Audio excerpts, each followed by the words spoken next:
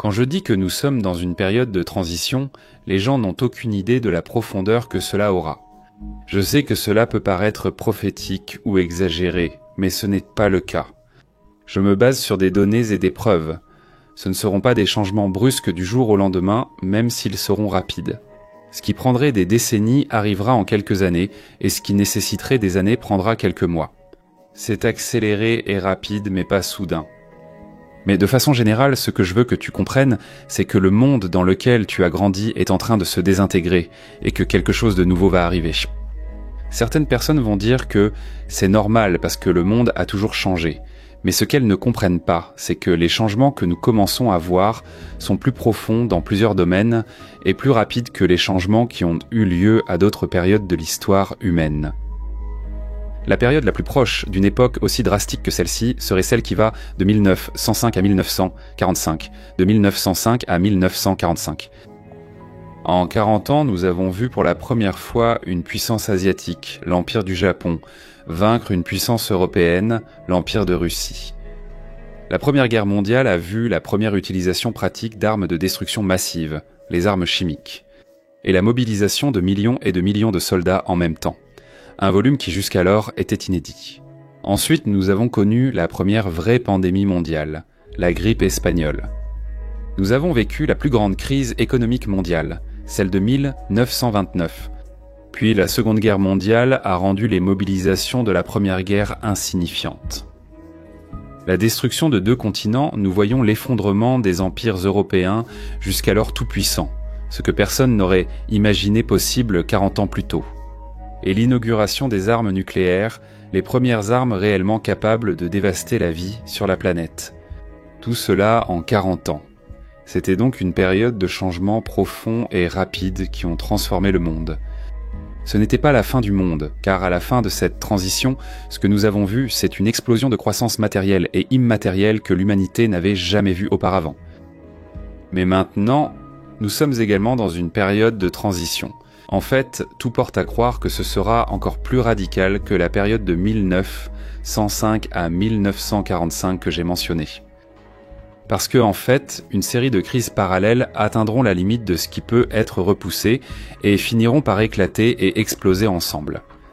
Elles vont engendrer des crises dérivées, dont nous ne pouvons prévoir qu'une petite partie. Ce qu'elles vont déclencher comme conséquence est, pour la plupart, encore inconnu. Alors comprenez que vous et moi avons été construits, éduqués et préparés pour vivre dans un monde qui est en train de disparaître.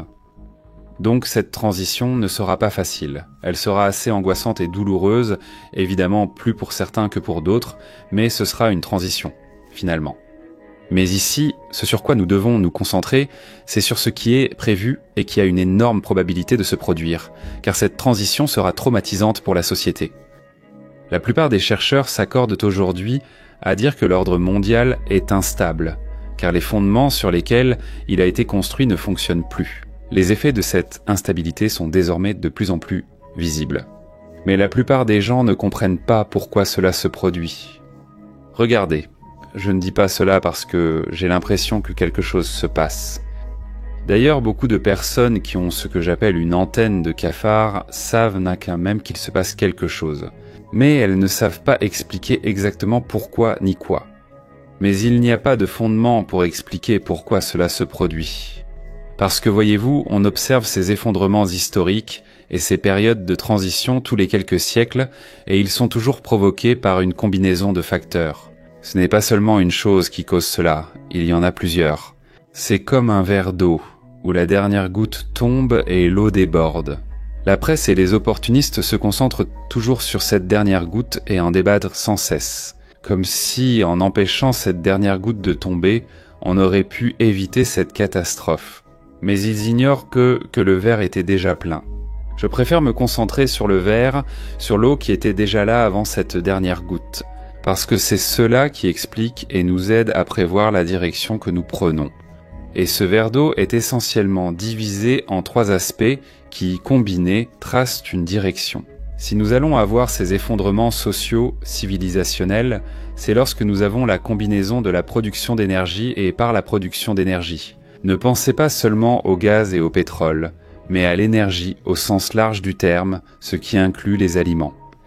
Quand je parle d'énergie, comprenez-le au sens d'énergie électrique, de gaz, de pétrole, mais aussi d'énergie vitale, celle nécessaire à notre corps, c'est-à-dire les aliments.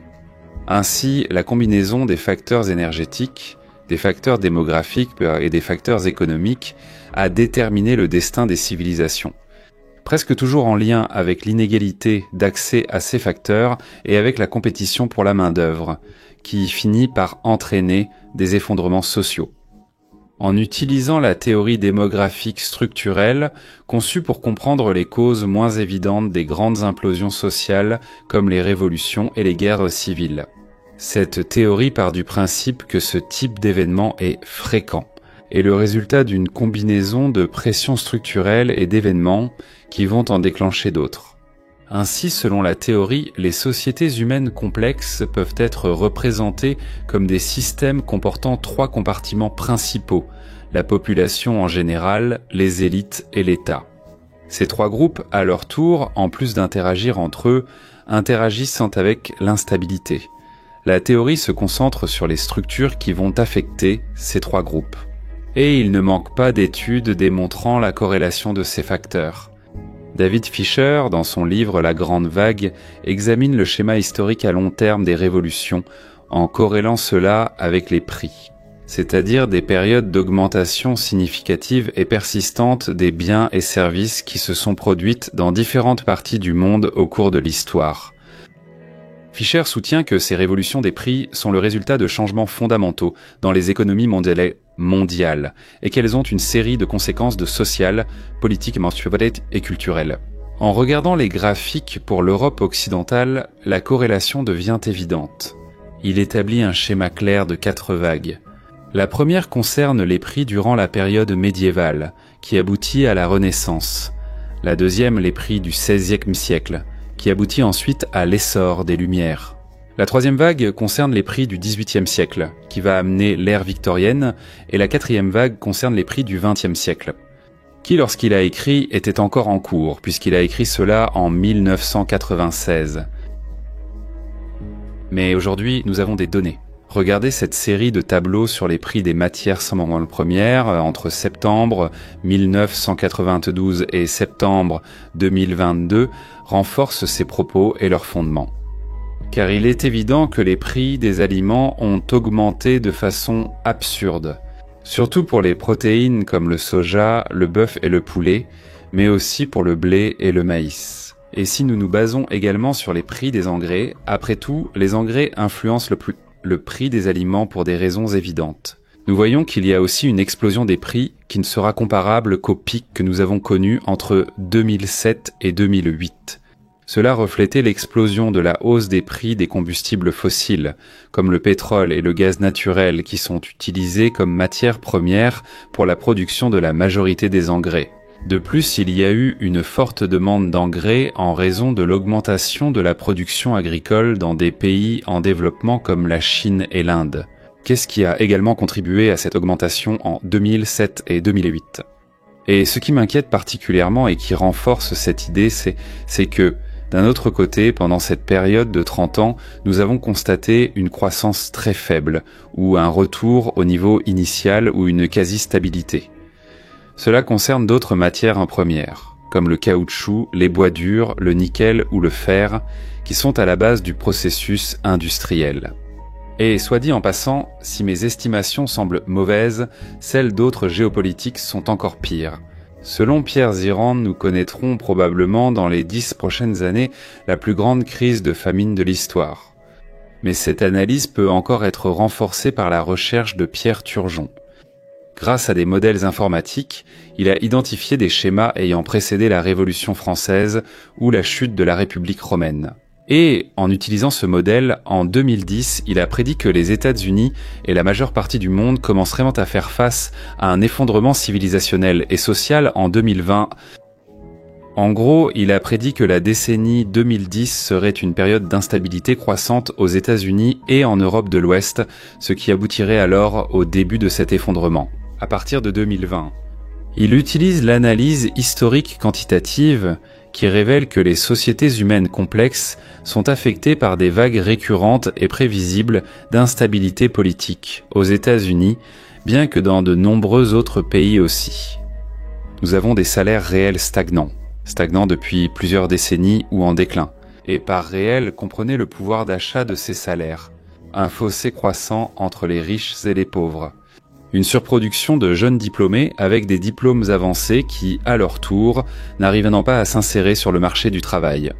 Et une dette publique explosive de la part des gouvernements. Ces indicateurs sociaux n'ont apparemment aucun lien, mais en réalité, ils sont totalement liés les uns aux autres. Ils ont tous connu des moments décisifs au cours des années 1970.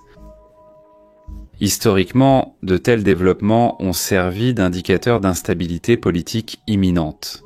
Ainsi, la recherche de Turchin révèle que nous avons ces cycles séculaires, qui sont des processus très longs qui interagissent avec les processus à court terme.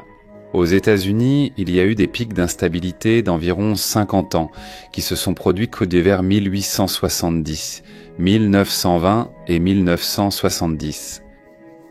Donc sur la base de ces mesures, il a prédit en 2010 qu'un autre surviendrait à partir de 2020. Il ne savait pas exactement ce qui allait se passer, mais que le début de ce processus commencerait en 2020. Il utilise ce qu'on appelle la vague de Kondratiev, même si la plupart des économistes ne l'aiment pas. Cela correspond à certains schémas historiques qui sont intéressants et qui, dans son cas, se sont révélés prophétiques. Parce qu'à partir de 2020, en effet, nous sommes entrés dans le début de cette crise. Et je ne peux pas dire combien de temps elle va durer, mais elle marque cette transition. Je ne pense pas que cela prendra moins de 10 ans. Et je dis cela de façon optimiste car ce sera probablement plus long. Joshua Goldstein, chercheur en théorie démographique structurelle, s'est aussi montré prophétique dès 1988. Il pensait qu'une certaine reprise de la croissance économique mondiale pourrait commencer à se produire de 1995 à 2020. Selon ces mesures, il y aurait une période de guerre croissante d'environ 2000 à 2030 et une phase inflationniste de 2010 à 2035. Nous devons reconnaître qu'il s'agissait de prévisions audacieuses, étant donné qu'il essayait de prévoir 40 ans dans le futur. Mais ce qui impressionne, c'est que les mesures qu'il a utilisées ont réellement suivi le schéma historique passé. Ces projections indiquaient qu'après 1980, les lignes pointillées se montraient en une zone de plus en plus large de futur plausible, selon le rythme continu du déclin hégémonique par rapport au temps du cycle long, tandis que la ligne pointillée supérieure indiquait un déclin rapide et continu de l'hégémonie des États-Unis. Sur des entourage. Ainsi, une guerre hégémonique pourrait être concevable dès le début de la prochaine phase d'ascension, qui commencerait peut-être dans les années 2010. Ainsi, le danger d'une guerre hégémonique pourrait être repoussé jusqu'à la prochaine ascension, dans la seconde moitié du XXIe siècle. Mais une voie intermédiaire entre ces possibilités nous rapprocherait du précédent de 1893 à 1914, lorsque le danger d'une guerre hégémonique serait très élevé. Surtout à la fin de la prochaine flambée de guerre, vers 2020. Et il prévoit en 1920 que le futur conflit pour la suprématie hégémonique mondiale opposera les États-Unis et la Chine. Selon lui, la Chine correspondrait au profil d'une possible successeur à l'hégémonie, car elle connaîtrait une industrialisation rapide dans un nouveau style technologique, ce qui pourrait éventuellement rendre la Chine économiquement prospère. Il ajoute aussi le facteur démographique et géographique, et aussi la capacité diplomatique ou géopolitique de la Chine qui a su séparer l'idéologie du réalisme. Et pour que cela se produise, selon lui, il suffirait que la Chine ne s'implique pas en cas de conflit entre les États-Unis et l'Union soviétique. Alors, ce conflit hégémonique entre les États-Unis et la Chine serait-il proche de son point d'explosion dans les années 2020 ? Ce qui est assez impressionnant, car en 1988, on soutenait encore qu'une guerre serait possiblement avec l'Union soviétique. Ou alors d'autres évoquaient l'ascension du Japon. mais pratiquement personne ne parlait de la Chine comme d'une future puissance capable de rivaliser ou de dépasser les États-Unis. Mais ensuite, nous avons cette situation où une série de crises surviennent en même temps. Et j'ai déjà dit ici à plusieurs reprises qu'aucune crise ne me perturbe autant que la crise démographique. Parce que c'est la plus difficile à résoudre et celle qui va engendrer le plus de crises dérivées. La plupart, nous ne pouvons même pas encore les prévoir. Parce que souvent, quelqu'un pense que pour résoudre la crise démographique, il suffirait de prendre telle ou telle mesure. Mais ce qu'ils ne comprennent pas, c'est quel est le résultat de la somme de plusieurs facteurs. Ce n'est pas seulement le coût de la vie, ce n'est pas seulement la culture antinataliste, ce n'est pas seulement l'urbanisation, ce n'est pas seulement le haut niveau d'éducation que la population a commencé à atteindre. Si ce n'était qu'un seul, ce serait facile à résoudre. Mais le problème, c'est que tout cela, additionné à bien d'autres facteurs, a déclenché cette crise et rend sa résolution encore plus difficile. Et comme je l'ai dit, elle va entraîner toute une série d'autres crises dérivées. Parce que cette crise démographique n'est pas seulement due à la faible natalité, mais aussi à la grande longévité. Si c'était à une autre époque, dans un cas hypothétique où les gens auraient trop peu d'enfants, mais où le taux de vieillissement resterait bas. Si l'on vivait au maximum 40 ou 50 ans, ce ne serait pas un problème grave.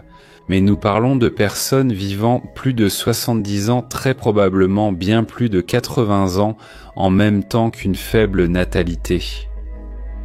Cette crise démographique, déjà évoquée dans d'autres vidéos, pourrait toucher le Brésil encore plus tôt. Parce qu'on s'attendait à ce que le Brésil atteigne son plateau, ou la stagnation de sa population à un moment donné entre 2040 et 2045. Cependant, la dernière enquête de l'Institut brésilien de géographie et de statistique a donné des résultats encore pires. En 2017, nous avions 207 millions de personnes. Et maintenant, en 2022, on s'attendait à ce que nous atteignions la barre des 215 millions. Mais nous sommes restés à 207 millions de personnes, presque 208 millions avec une augmentation d'environ 700 000 habitants. C'est-à-dire que nous avons avancé de 20 ou 25 ans la stagnation démographique, ce qui est quelque chose de très mauvais. Dans une autre vidéo sur la chaîne, où j'explique pourquoi je ne parie pas sur le Brésil, je parlais de ce qui va arriver dans les 4 prochaines années. Nous serions dans les 40 dernières minutes de la seconde mi-temps, mais maintenant il est clair qu'en réalité, nous allons déjà vers les tirs au but. Parmi les crises attendues figure la perte de main-d'œuvre, qui fera grimper les prix de presque tout, industriels ou matières de première. Mais surtout les produits industriels, parce que nous travaillerons moins, mais nous aurons toujours les mêmes besoins fondamentaux, surtout en ce qui concerne l'alimentation. On peut s'attendre à des crises alimentaires dans les régions qui dépendent des importations pour se nourrir. Donc, les pays du Moyen-Orient et la majeure partie de l'Afrique connaîtront une faim croissante, car nous produirons moins de nourriture. Non seulement à cause du facteur démographique, mais aussi à cause de la guerre en Ukraine. Parce que cette guerre signifie que 2 des 4 plus grands exportateurs de nourriture au monde sont exclus de la chaîne alimentaire mondiale. Sans parler du fait que, dans le cas de la Russie, ils étaient le principal fournisseur mondial d'engrais, donc cela a apporté une énorme gigantesque instabilité à la production alimentaire mondiale. Il est clair que la Russie continue de vendre à d'autres pays, mais l'Ukraine est déjà hors de l'équation, et dans le cas de la Russie, elle ne vendra pas à certains pays, comme c'est le cas pour l'Europe. Parce que les États-Unis, malgré les sanctions, ont maintenu leur commerce d'importation d'engrais russes, tandis que les Européens sont restés en dehors de cela. On peut s'attendre à des crises de dépeuplement urbain, avec de grands immeubles dans les grandes métropoles devenant de plus en plus vides, faute de résidents. On peut s'attendre à ce que davantage de personnes dépendent de la sécurité sociale et de l'État pour survivre, ce qui par conséquent donnera plus de pouvoir aux gouvernants et les rendra de plus en plus autoritaires. On peut s'attendre à d'énormes chocs culturels à cause de l'immigration incontrôlée, dont l'exemple principal aujourd'hui est l'Europe. Parce que pendant qu'ils s'inquiètent de contenir une Russie, parce que nous savons déjà que, dans la vie réelle, elle n'aurait pas la force de prendre beaucoup de pays en Europe, même si elle le voulait, et il n'y a aucune indication qu'elle le veuille vraiment. Ils ignorent tant que le vrai problème, qui est la haine raciale et l'extrémisme islamique qui grandissent à l'intérieur de leur propre pays. Ils ignorent un problème qui va en fait les mener au bord, ou peut-être à l'effondrement pour s'inquiéter de la Russie, qui est un problème plus que suffisamment contenu. Bref, il y a plusieurs crises prévisibles et d'autres que nous ne pouvons pas encore imaginer.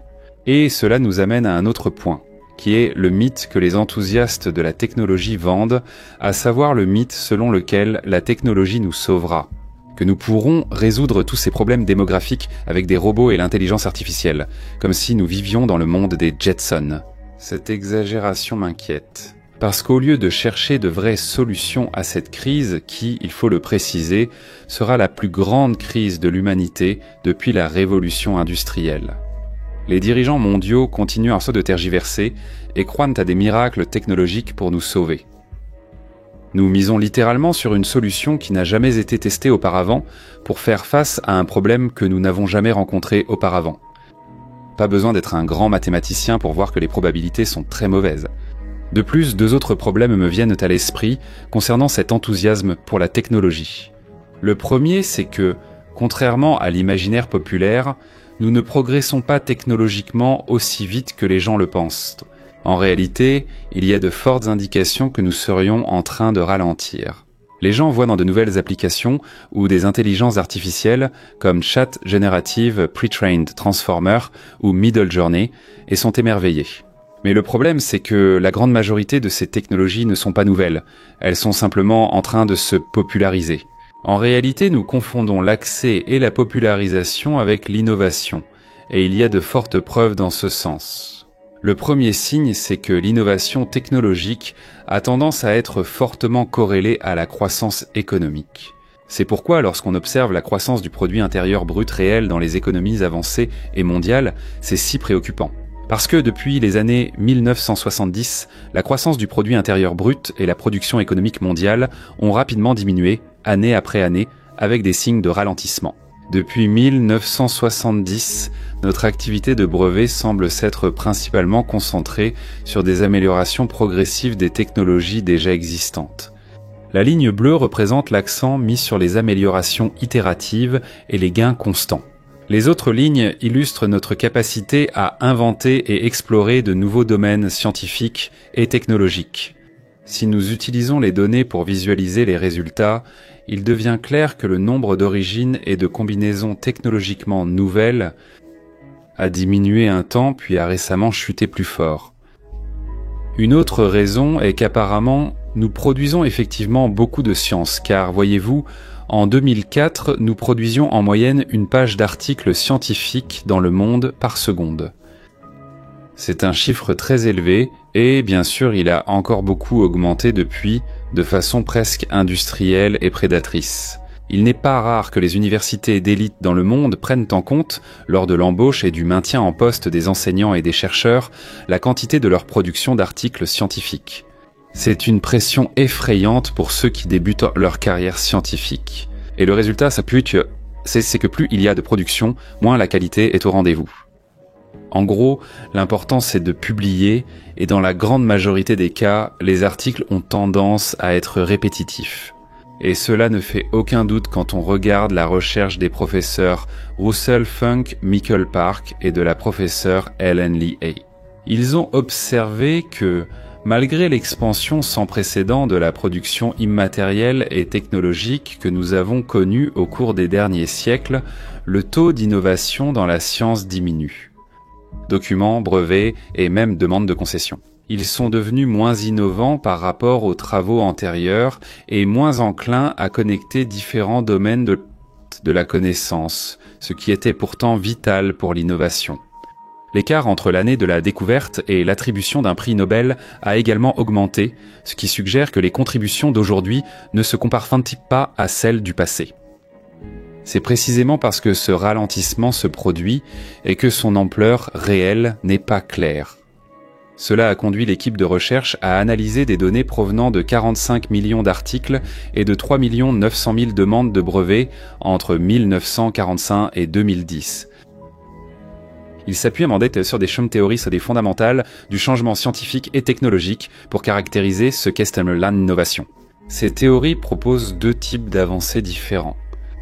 ce qui améliore les connaissances des scientifiques existantes et par conséquent consolide, disons-le ainsi, le statu quo scientifique, et ce qui bouleverse les connaissances existantes, orientant les recherches ultérieures dans de nouvelles directions. Et pour quantifier cela, ils ont créé ce qu'on appelle l'indice CD, et ont suivi comment cet indice CD a évolué au fil du temps. Les chercheurs ont conclu que les articles et les brevets ont désormais moins de chances de provoquer des ruptures et sont plus susceptibles de se consolider. Un taux en déclin depuis 1980. Un autre indice important est le prix du stockage des données, qui a diminué au cours des 50 dernières années, surtout entre 2000 et 2010, mais qui est maintenant aussi en train de stagner. Bien que nous traitions de plus en plus de données, le coût n'a plus baissé comme avant, ce qui peut aussi être un signe de ce problème. Mais il y a un dernier aspect que je veux mentionner, pour montrer que nous allons vraiment dans la direction d'une possible stagnation technologique. Et pourquoi ne pouvons-nous donc pas compter sur elle pour nous sauver, c'est-à-dire la loi de Moore, qui, en gros, consiste à dire que le nombre de transistors sur les puces double pour le même coût tous les 2 ans.